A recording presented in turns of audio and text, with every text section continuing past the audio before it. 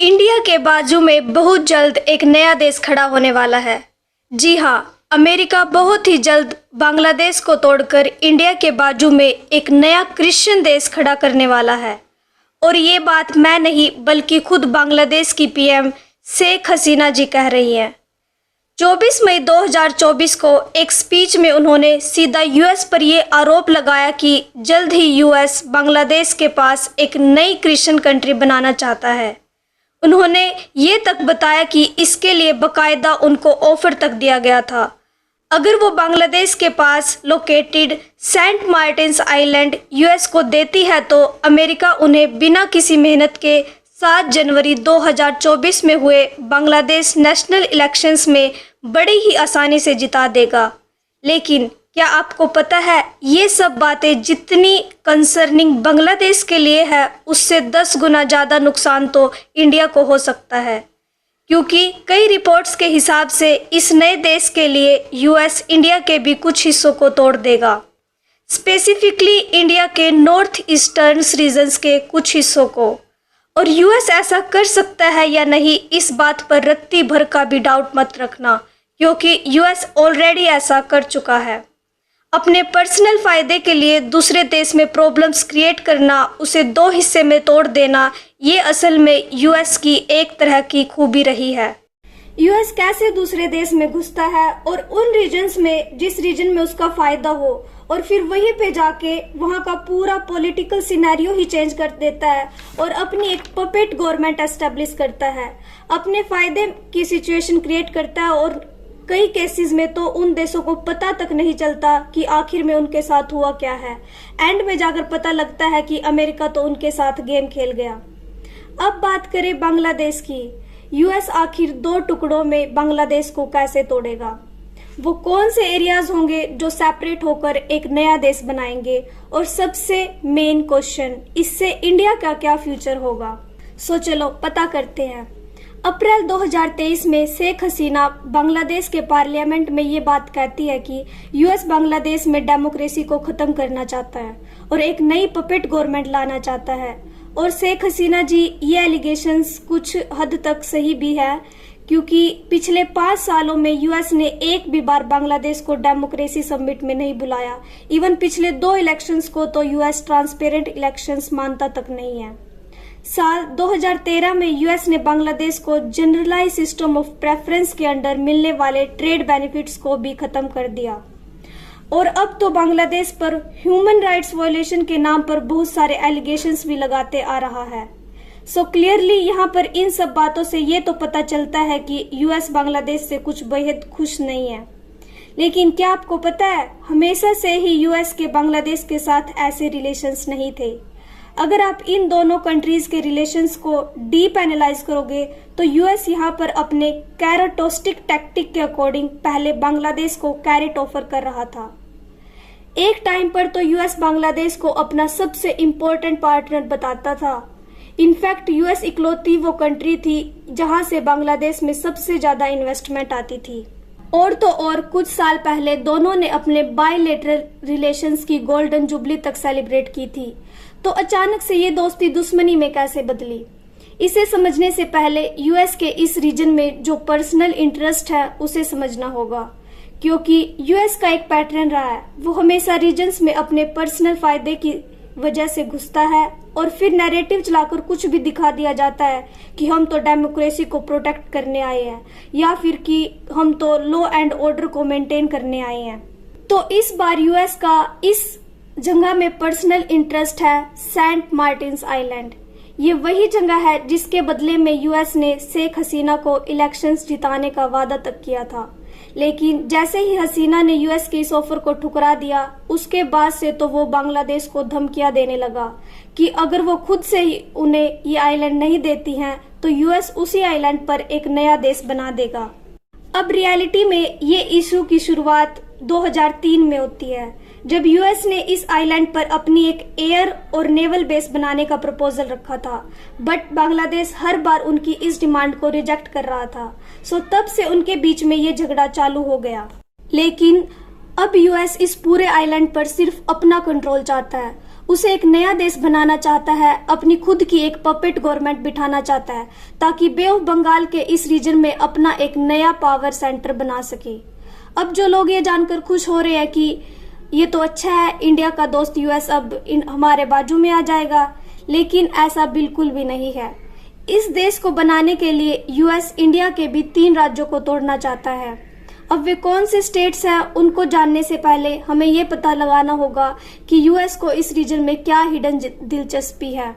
Basically अगर ये island US को मिल जाता है तो इससे यूएस के 3 मेजर फायदे होने वाले हैं। नंबर 1, टू काउंटर कॉक्स बाजार। देखो ये बात किसी से भी नहीं छुपी है कि यूएस चाइना को अपना आज की डेट में मेन राइवल मानता है। अगर हम जियोग्राफिकली देखें तो सेंट मार्टिन्स आइलैंड कॉक्स बाजार पोर्ट के एकदम क्लोज है, जिस पर चाइना का पूरा कंट्रोल है, क्योंकि कॉक्स बाजार को पूरा चाइना ने ही डेवलप किया था। अब अगर यूएस यहाँ पर आ जाता है तो इस रीजन में उसको अपर हैंड मिल जाएगा और वह चाइना पर बड़े आसानी से नजर रख सकता है। अब सिर्फ यूएस चाइना पर नजर रखने के लिए तो इतनी मेहनत नहीं करेगा। अगर आप मैप में देखोगे तो अगर यूएस यहाँ पर अपना नेवल बेस बना लेता है तो इसी से लेवरेज होगा उसका फायदा number 2, entry into the state of Malacca. अब मलाका स्टेट की इंपॉर्टेंस मुझे नहीं लगता आपको बताने की जरूरत है, क्योंकि यहीं से दुनिया का 60% ट्रेड पास होता है और यूएस के सबसे बड़े राइवल चाइना के एनर्जी सिक्योरिटी के लिए भी ये रूट इतना इम्पोर्टेंट है कि अगर यहाँ पर पोर्ट ब्लॉक हुआ तो चाइना के सारे इंडस्ट्रीज चोकअप हो जाएंगे और एकदम से कोलैप्स हो जाएगा।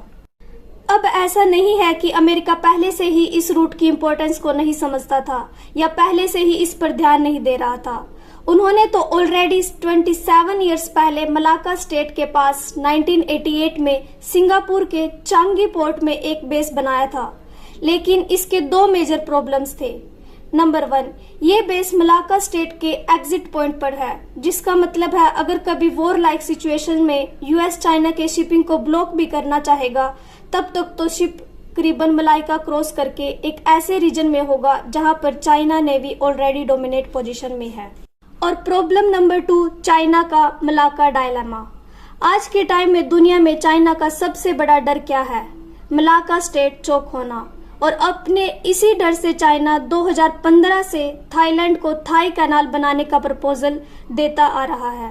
बेसिकली इस प्रपोजल में चाइना चाहता है कि थाईलैंड अपने सदर्न पार्ट के रीजन को कट करके वहां पर एक मैन मेड कैनाल बनाए, जिससे चाइना का मलाका स्टेट पर जो डिपेंडेंसी है वो कम हो जाए और उनका जो 1200 किलोमीटर का शिपिंग डिस्टेंस है वो भी कम हो जाए, जिसका मतलब है saving of time and saving of fuel.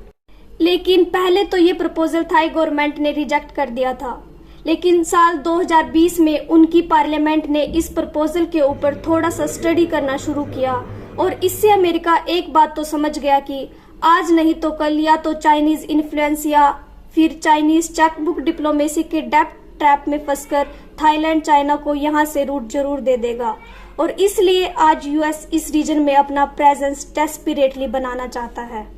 अब बात करते हैं यूएस को मिलने वाले अगले बेनिफिट के बारे में।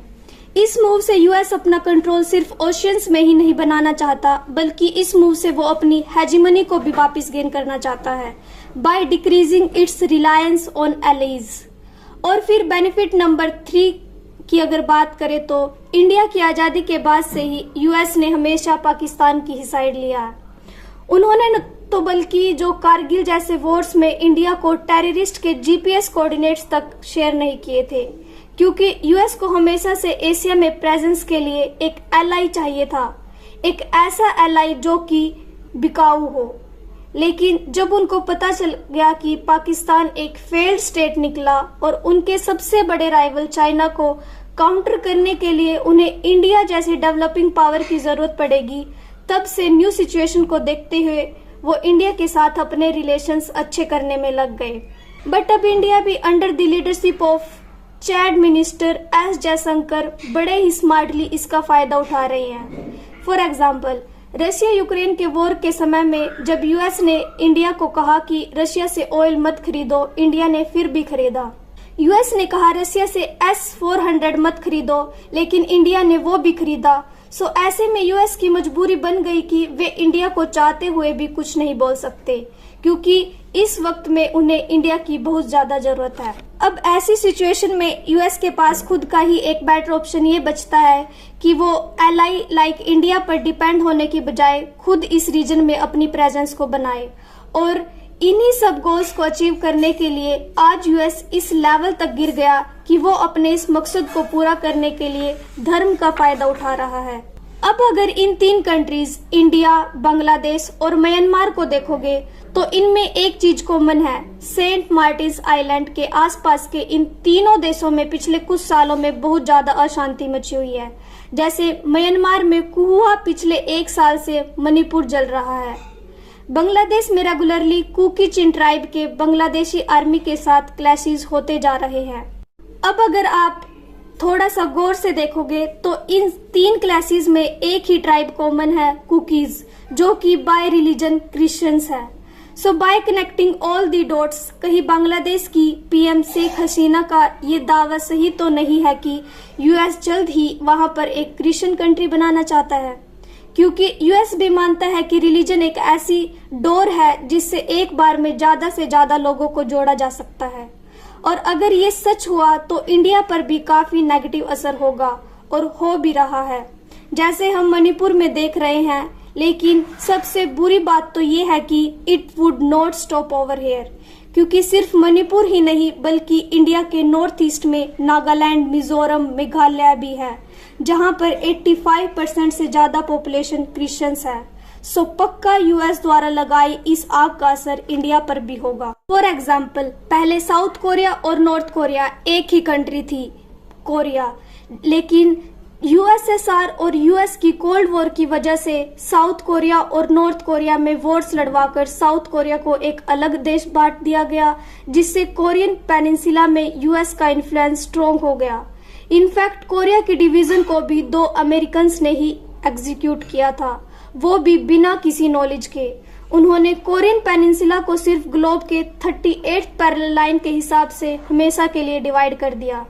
और शायद यूएस का अगला निशाना अब इंडिया भी हो सकता है।